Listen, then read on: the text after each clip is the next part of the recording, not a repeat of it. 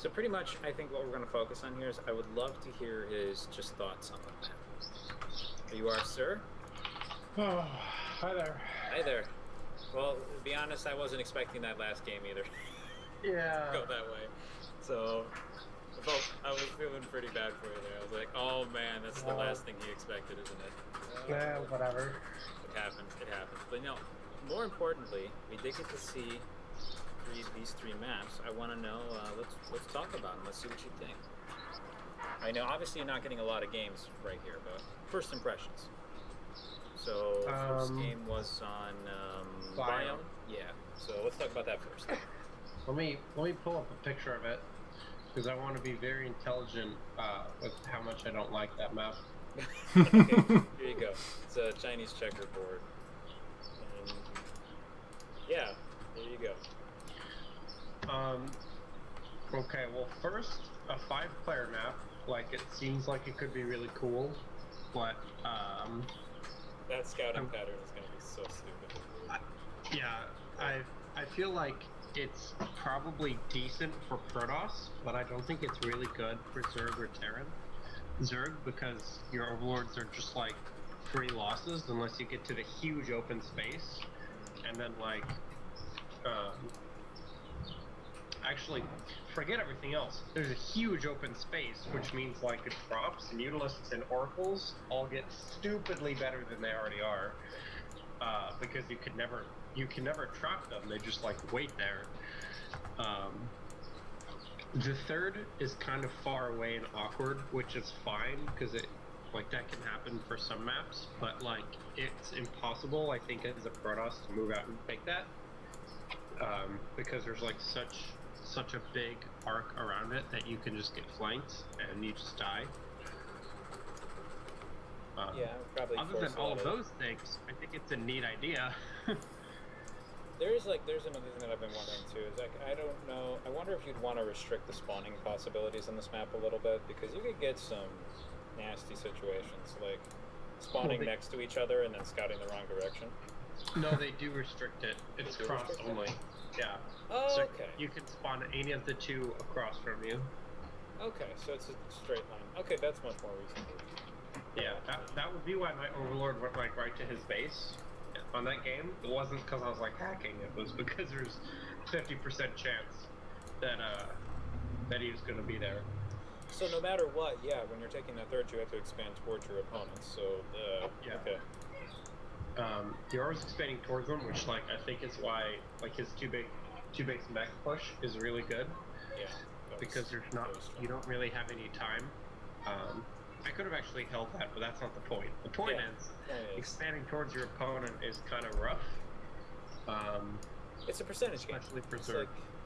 Yeah, nothing is necessarily 100% guaranteed to work or fail in any game, but you know, when you have a position like that, your odds go down a little. So yeah, that's definitely true. But so that being the way it was, yeah, you say you could have held that off. So talk about the game itself a little bit. So what went wrong there? Well, I forgot. Thought about the Hellbat, so busy looking at the map, and then oh no. So they all transformed into Hellbats, and I was like, oh, that's a thing. So I counterattacked with my Zerglings and was able to hold it off because his Hellbat control was pretty sloppy, and my Lane Queen control was pretty good. So I could get Banelings up and hold, but I lost my third. So then I didn't really have enough mutas as much as I would have liked. And then when he pushed, I didn't see the SCVs, and the 15 mutas or whatever I had was enough to kill those 3 Thors with the magic box, but he had SCVs, so I should have run my Banelings into the Thors and killed all the SCVs, and let my Mutalisks and Queens clean it up, and then just take my third again. But instead, I just kind of rammed the Banelings into the Hellbats because I was trying to save my third as well. Okay. Yeah, I don't think there's anything too pressing otherwise about Biome. I just really hope it's not a ladder map. I don't use vetoes, and I wouldn't brick it for Biome, but it really just doesn't seem good for anybody really. Okay. It seems like every strategy is bad and overpowered at the same time. I don't know. Huh. All right then. Well, game 2 was on Foxtrot Labs. How about this map? I actually like Foxtrot a lot. I think I said in game it felt a lot like a Brood War map in terms of the way positioning could work and the position of the bases especially. I thought it was really interesting how his third was like so close to kind of the pathway where I was moving out. There's some weird pathing going on, like his SCVs were going all the way around, mining his gold. I'm not sure if he walled himself in or something, but... that is actually one of those things, Blizzard will... The reason Blizzard takes so long on adding new maps a lot of the time, they put out a post on this a while ago, is they actually will go and look at the map and see if that stuff is happening. So that could get changed. Like, they'll do they'll do subtle stuff to the map.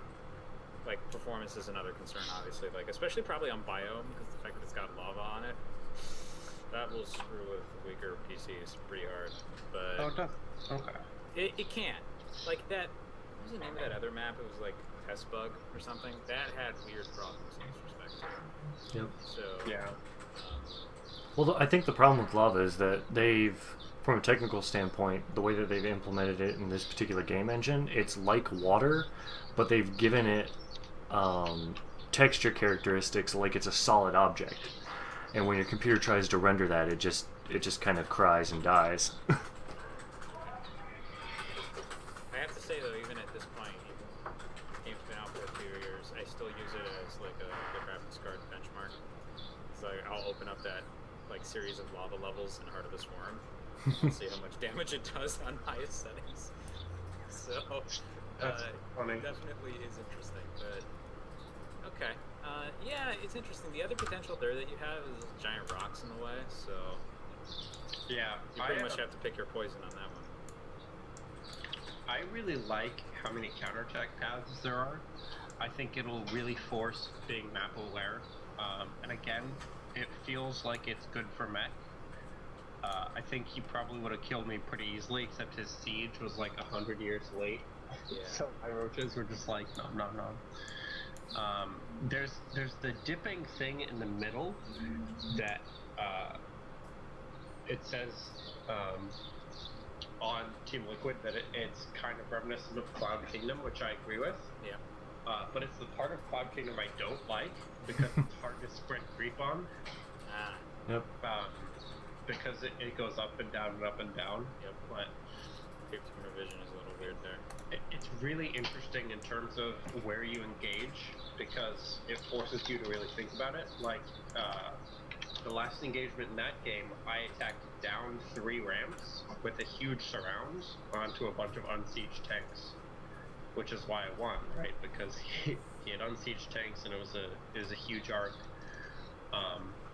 So you have to be really careful about that kind of thing on this map, which I really like. There's a lot of maps that any place you engage is a good place to engage, which I like. I like being able to punish people if they just kind of derp, like he did. Mm-hmm.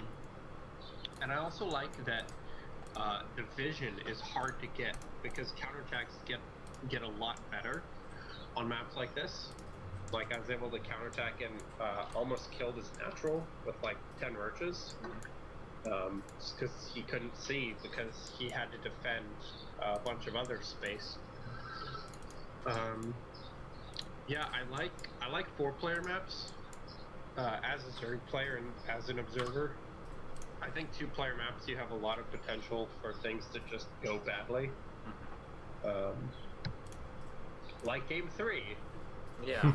I was going to say we could talk about Game 3, but there isn't really anything to say because we've all seen that happen before. So what about the map itself? We're going to get a bit more theory crafty here, but looking at the map, how would you expect this one to play out? Well, I would probably expected the third to be kind of hard to take. It looks like there's Yeah. rocks in between the natural and then a third to the side of it in the same direction. So you have to kind of take a forward third, which just looking at it, it looks awful to defend against a lot of Zerg units.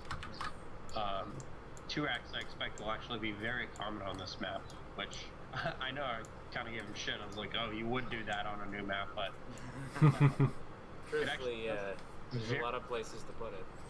in those spawns. What interests me is actually the bottom left versus top right spawns. I think those are going to be a lot more fun, basically. Okay. Because if you look at the third for the bottom left, there's no rocks blocking that suddenly, so you get a more recessed 3 bases that you can defend pretty nicely with spines, and you can actually wall that whole thing off. Like if you looked at the bottom left, you can just pull off those 3 bases. It's like the person was constructing it with the thought in mind that you could get a more aggressive game or a more defensive game depending on the spawn. Yeah. And then I accidentally closed it. Whoops. Link is still there. Yeah, no, I found it again. But the thing is, for the bottom left and top right position, your 4th base is terrible to take. Like, you have to have really good map control to take a 4th, which I think is interesting, because we'll see a lot more 2-3 base plays to get early map control, which I love watching those kind of games where the players are actually out on the map and aren't just sitting in their bases. And also, swarm hosts are going to be not as good on this map, because it's pretty wide open and you can go around them for the most part, but it'll also be really hard to kill a turtling player in any spawn position. So I'm actually not sure which positions I'd like to be playing on this map. I think it probably depends on race, but it seems like a pretty solid 4-player map overall. There's a lot of room in the middle. I don't know. What do you think about it? Like, I don't know. You watch the games. You probably were paying attention more than me. I was busy dying. Honestly, I kind of agree with you. Like, well, talking about your spawn positions, not the other two. That was the bottom right and top left. I kind of agree with you in that the third is pretty exposed. I'm like, obviously, I'm a Protoss player, so I'm kind of looking at it from the perspective of how good are force fields in this situation. The answer is not so great, because there's a couple choke points there, but you have to fall back kind of behind your base, and you're going to basically sack it if you try that. You can try to go forward to defend by where that like half rock position is, but the ramp to the side is so far out to the right that you can't really cover both locations so great. So if there is a way to do it, it's going to be kind of precise, and somebody in the GSL is probably going to figure it out. It's not going to be me, that's for sure. The other 2 positions, I don't know. Not 100% certain, but yeah, I can see what you're saying about it favoring a lot more defensive play. Yeah, because the fact that you can wall off both bases like that at the second and the third is kind of neat, actually. Yeah, I don't think I've ever seen that before. It reminds me of Derelict Watcher, actually. It wasn't quite the same, but the second ramp pointed down and the third ramp pointed up, so you could just put your army there and defend all your bases very nicely by ground. That is true. What about you, Threx? So all the new maps are pretty interesting. I definitely, out of all 3 of them, I like this third one the best. I've actually pulled it up on stream as you guys have been talking about them. I just load the replay and then I swap over to it. Okay. So the viewers can kind of see where we're going at. But so on this last one, bottom left and top right spawn positions, taking your 4th as, say, a Zerg player is actually pretty simple, because by the time you get the 3rd down, you're already going to be relatively aggressive at that point. Once you get your third down and established, you're already going to be kind of dancing around on the map, doing your either muta harass or attacking with roaches, depending on who you're going up against. So breaking down those rocks is simple. You just grab some extra queens, start working on the rocks as soon as the third finishes, and then your fourth base, if you take it at the natural, I'm throwing air quotes, at the natural of the other spawn position, then you have the front. You have the front two bases walled off. The natural and the third walled off normally, and then you only have to worry about pretty much this one approach into where your fourth would be. And at that point, with the cross spawn, your army's already going to be kind of moving along that path anyways to go attack your opponent. So I think the fourth is a bit more defensible than people think at first glance. It's just getting the rocks out of there to get there relatively quickly. That's kind of a pain in the neck. Yeah. So that would be. How the game went before that. Yep. So that's my opinion on that last map. That's what I got. I keep looking. I don't have anything different to say about Biome. I don't think, other than I keep staring at its shape, and I feel like it reminds me of something. Like we were talking about Trivial Pursuit being one of those things, and like a Chinese checkerboard. And then I keep feeling like there's a Chinese symbol of some kind that has like the whole elements thing going around it. And that kind of looks like it, but I don't know. I feel like that was design inspired by something else. The Foxtrot Labs. The golds are kind of interesting. I feel like they'd be slightly more interesting if that was actually a wall that they created, rather than like a little hole. Because you can run links and workers through there. So that's the only thing where I look at it and I'm like, that's cool, but like mining that location and opening it up doesn't really do anything. So it's a little less. But that's just me. Maybe I want them to go full Brood War is what I'm saying in that. Create a wall out of minerals and make you mine it. It's just fun. Yeah. Just have it like that the one troll Brood War map that they released, where it was a 2-player map, and it was one base for each opponent, but just minerals between you and your opponent, completely flat, a little bit of an island in the middle, and just you had to mine minerals in order to actually start attacking your opponent, unless you went for air. Anyway, at the end of the day, though, I mean, these are first impressions. We got to see this game played. We got to see these maps played a lot. If any of them are even being used, I mean, for all we know, there could be plans to do that, and then there could be some horrible problems with them, and maybe they just don't do it until next season. So who knows? So, but yeah, I'm definitely interested to see what happens. Yeah. Alright, well, I'm gonna go get dinner, because I'm starving. We're gonna take a break. There's one more match at least tonight. That's gonna be AMH versus Ace Al. That's a diamond level game. So I will see you all for that later. Yep. Bye. Bye.